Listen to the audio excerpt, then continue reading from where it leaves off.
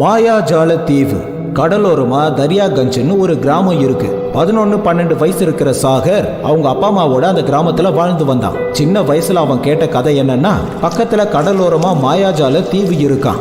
அது திடீர்னு கடலுக்குள்ள இருந்து வெளியே வருமா. ஜனங்க அதுல பிக்னிக் கொண்டாடுறதுக்காக போவாங்க. அதுக்கப்புறம் திடீர்னு ஒரு நாள் அது தண்ணிக்குள்ள மாயமா மறைஞ்சிருமா. கொஞ்ச நாள் கழிச்சு மறுபடியும் அது கடலுக்குள்ள இருந்து வெளியே வருமா. அதுக்கப்புறமா ரொம்ப தூரத்துல இருந்து ஜனங்க அதை பாக்குறதுக்காகவும் பிக்னிக் கொண்டாடுறதுக்காகவும் வருவாங்களாம். அம்மா அப்பா எப்படி 4 மாசத்துக்கு ஒரு தடவை தீவு கடல்ல இருந்து வெளியில வருமோ அதே மாதிரி இப்பயும் வெளியில வந்திருக்கு. இந்த தடவை நாமளும் அந்த தீவை சுத்தி பார்க்க போலாமா என்ன? இல்ல, அந்த தீவு கடலுக்கு நடுவுல இருக்கு. ஒருவேளை நீ அந்த தீவு பக்கத்துல விளையாடும் போது கால் தவறி தண்ணிக்குள்ள விழுந்துட்டா என்ன பண்றது?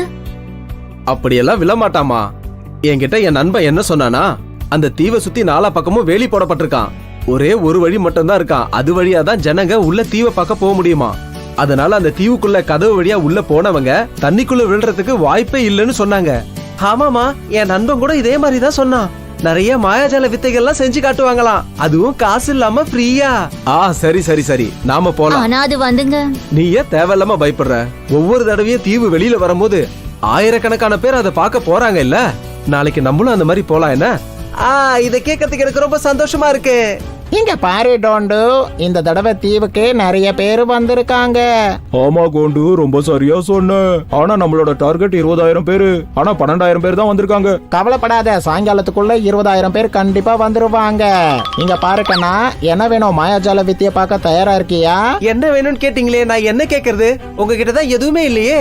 உனக்கு என்ன வேணும்ன்றத தாராளமா சொல்லுப்பா. எனக்கு முட்டை, முட்டைக்குள்ள இருந்து கோழி, அப்புறம் கோழிக்குள்ள இருந்து முட்டை வேணும். அப்படியா? இந்தா வாங்கிக்க. அடேங்க அப்பா, உன்னோட 2வது கைய கொஞ்சம் காட்டு. அம்மாவுக்கு அங்க இருக்க விருப்பமே இல்ல. அதனால வேற வழி இல்லாம அவங்க சாயந்தரத்துக்குள்ள அந்த இடத்த விட்டு வந்துட்டாங்க. அதனால அவங்க அம்மா மேல இவன் ரொம்ப கோவப்பட்டான். ஆனா அவன் கோபம் எப்ப தணிஞ்சதுன்னா, அடுத்த நாள் காலையில அவனோட நண்பன் அவன் வீட்டுக்கு அழுதுகிட்டே வந்தப்ப. அடே என்னாச்சு சம்பு?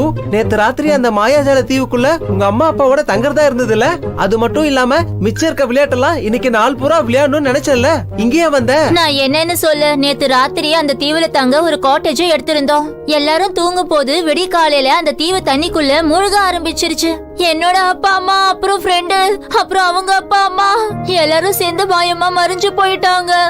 என்ன? அது சரி, நீ ஏன்பா மறைஞ்சு போல? நான் சூச்சு போலான்னு தான் எந்திரிச்சேன். அந்த ராத்திரியில மாயாஜால தீவு பார்க்க எப்படி இருக்கும்னு ஆசைப்பட்டு தான் நான் வெளியில வந்தேன். அந்த நேரத்துல தான் அந்த தீவு முழுகுச்சு. நான் எப்படியோ கஷ்டப்பட்டு நீச்சல் அடிச்சு கரைக்கு வந்து சேர்ந்துட்டேன் தெரியுமா? பாத்தியா, இதனாலதான் ராத்திரியில அங்க தங்க கூடாதுன்னு உன்கிட்ட சொன்னேன். சம்பு, உனக்கு ஞாபகம் இருக்கா? அந்த இடத்துல 2 மெஜிஷியன் இருந்தாங்கல்ல, கோண்டு அப்புறம் தோண்டு. அவங்க 2 பேரும் தீவுக்கு 20,000 பேர் வரணும்னு டார்கெட் வச்சிருந்தேன்னு சொல்லிக்கிட்டு இருந்தாங்க. ஆனா அந்த சமயத்துல வெறும் 12,000 பேர் தான் இருந்தாங்க. ஒருவேளை சாயங்காலம் ஆகறதுக்குள்ள அந்த தீவுல மொத்தம் 20,000 பேர் கூடுனதுனால அந்த மெஜிஷியன் நினைச்ச மாதிரி அவங்க டார்கெட் அச்சீவ் பண்ணதுனால அவங்க தீவோட சேர்ந்து மக்களையே கூட்டு போயிருந்தாங்கன்னா அப்படி நடக்க எப்படி வாய்ப்பு இருக்கு சொல்லு? உனக்கு நீச்சல் அடிக்க தெரியும் இல்லையா? இதெல்லாம் ஒரு கேள்வின்னு கேட்காத. நான் கிராமத்துல வளர பையன், 10க்கு கடற்கரை ஓரமா இருக்கேன். இப்படி இருக்கும்போது நீச்சல் தெரியாதா? ஏன் கூட வா. எங்க வான்னு சொல்றேன்ல. ஏய், இப்போ நீ என்ன பண்ற? நாம இந்த லெட்டரை ஊர் தலைவர் வீட்டுக்குள்ள போட்டுட்டு கடல்ல நீந்தி போகலாம், சரியா? ஊர் தலைவர் வீட்டோட ஜன்னல் வழியா அந்த பேப்பரை தூக்கி போட்டுட்டு அந்த 2 பசங்களும் கடல்ல நீந்தி போனாங்க அந்த இடத்தை கண்டுபிடிக்க. ஜம்பு, இங்க இருக்க வேலிகளை நீ பாத்தியா? இந்த வேலிகளை பாக்கும்போது அந்த மாயாஜால தீவை சுத்தி எப்படி இருந்ததோ அப்படிதான்ப்பா இதுவும் இருக்கு. கரெக்ட். இந்த மாதிரி வேலிகள்லாம் கடல்ல இருக்க வாய்ப்பு இல்ல. அப்படின்னா இது புரிஞ்சிருச்சு.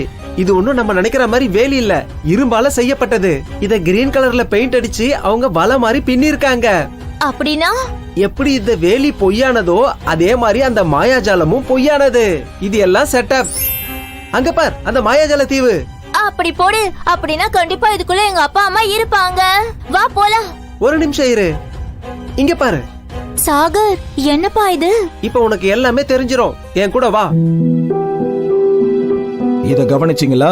சிகப்பு கர்ச்சீஃப். சாகர் என்கிட்ட லெட்டர்ல தெளிவா எழுதியிருந்தான். ஒருவேளை மாயாஜால தீவு கிடைச்சி எனக்கு ஆபத்து ஏதாவது ஏற்பட்டுச்சுன்னா சிகப்பு கர்ச்சீப்ப போடுறேன்னு சொன்னா. ஆபத்து எதுவும் இல்லைன்னா பச்சை கர்ச்சீஃப்னு சொன்னா. இப்ப ஆபத்து இருக்குன்னு தானே அர்த்தம். வாங்க, இந்த கர்ச்சீஃப் மூலமா நாம அந்த பசங்க இருக்கிற இடத்துக்கு போவோம். எல்லாரும் உங்க ஆயுதத்தை எடுத்துக்கோங்க. டோண்டோ, நீ என்கிட்ட சொன்னல 20,000 பேரை வெளிநாட்டுக்கு வேலைக்கு அனுப்புறதுக்கு 2 பேர் குறையிறாங்கன்னு. அதுவும் பசங்கன்னு. இதோ பாரு, அந்த 2 பசங்க வந்துட்டு இருக்காங்க. அட கோண்டு தோண்டு, எங்களை உங்களுக்கு தெரியுமா? உங்களை மட்டும் இல்ல, உங்களுடைய உண்மையான சுயரூபம் எனக்கு தெரியும். போலியான தீவோட போலியான மெஜிஷியன் நீங்க. டோண்டு கோண்டு, எங்க அப்பா அம்மாவை விட்டுடுங்க. அடே, உன் அம்மா அப்பா யாருப்பா? அதாவது இப்ப அவங்கள மட்டும் இல்ல, உங்க 2 பேரையும் நாங்க விட போறதா இல்ல. ஆமா, எங்களோட டார்கெட் என்னன்னா வெளிநாட்டுக்கு 22,000 குழந்தைங்களும் பெரியவங்களையும் அனுப்புறதுதான். அதனாலதான் மாயாஜால தீவுன்னு ஒரு மாயையை உருவாக்கணும். நம்ம நாட்டுல இலவசமா எல்லாத்தையும் அனுபவிக்கிறதுக்கு நிறைய பேர் ஆசைப்படுவாங்கன்னு எங்களுக்கு தெரியும். அதனாலதான் மாயாஜால தீவுன்ற பேர்ல நாங்க ரொம்ப பெரிய சப்மரைனை உருவாக்கி இருக்கோம். எங்களுக்கு நல்லா தெரியும், ஒரு நாள் இல்ல ஒரு நாள் 22,000 பேரை சேர்க்க முடியும்னு. அப்போ அன்னைக்கு மொத்தமா சேர்த்து எல்லாரையும் மாயமாக்கிடலாம்னு முடிவு பண்ணோம். அது மட்டும் இல்ல, பாக்குற மக்கள் எப்பவும் போல இப்பவும் மாயாஜால தீவு மறைஞ்சிருச்சுன்னு நினைப்பாங்க. அதே மாதிரி அதுல இருக்கிற மனுஷங்களும் மாயமா மறைஞ்சிட்டாங்கன்னு நினைப்பாங்க. அது மட்டும் இல்லாம நாங்களும் எந்த பிரச்சனையும் இல்லாம வெளிநாட்டுல வித்துருவோம். ஏன்னா அங்கதான் இவங்களோட உடல் உறுப்புக்கு எங்களுக்கு அதிகமான பணம் கிடைக்கும். புரியுதா? அது மட்டும் இல்ல, நாங்க கோட்டீஸ்வரங்கள் ஆயிடுவோம். டோண்டோ, இவங்க 2 பேரையும் போடி. வெளிநாட்டுக்கு பிளைட்டுக்கு நேரம் ஆயிடுச்சுப்பா. வெளிநாட்டுக்கு போறதுக்கான நேரம் வரல, உங்களுக்கு ஜெயிலுக்கு போறதுக்கு நேரம் வந்துருச்சு. இவங்கள புடிங்க. ரொம்ப நன்றி சாகர் தம்பி.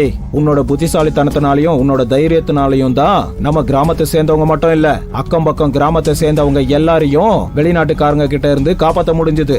ஆனா உங்க எல்லாருக்கும் எப்படிப்பா சந்தேகம் வந்துச்சு இது மாயாஜால தீவு இல்ல போலின்னு? ஏன்னா இது நாங்க ரொம்ப நாள் கஷ்டப்பட்டு பிளான் போட்ட ஒண்ணாச்சே. நேத்து நான் இந்த மாயாஜால தீவை சுத்தி பார்க்கும் போது நீயும் தோண்டுவும் பேசுனதை நான் ஒட்டி கேட்டேன். அதாவது உங்களுக்கு 20,000 பேர் தேவைங்கிறத. ஆனா நீங்க 12,000 பேர் தான் சேர்ந்திருக்கிறதா சொன்னீங்க. அது மட்டும் இல்லாம சாயங்காலத்துக்குள்ள 20,000 பேர் சேர்ந்துருவாங்கன்னு சொன்னீங்க. அதே மாதிரி சாயங்காலத்துக்குள்ள 20,000 பேர் சேர்ந்த உடனே இந்த மாயாஜால தீவு மறைஞ்சிடுச்சு. அப்ப எனக்கு எல்லாம் புரிஞ்சிருச்சு, இதுல ஏதோ பிரச்சனை இருக்குன்னு. பாத்தியா கோண்டு, இவன் கிட்ட இருந்து ஒரு விஷயத்தை இப்ப நம்மளால நல்லா கத்துக்க முடியுது. அது என்னன்னா, நல்ல வேலையோ கெட்ட வேலையோ அதை பத்தி நாம வெளிப்படையா யாருக்கிட்டையும் டிஸ்கஸ் பண்ண கூடாது.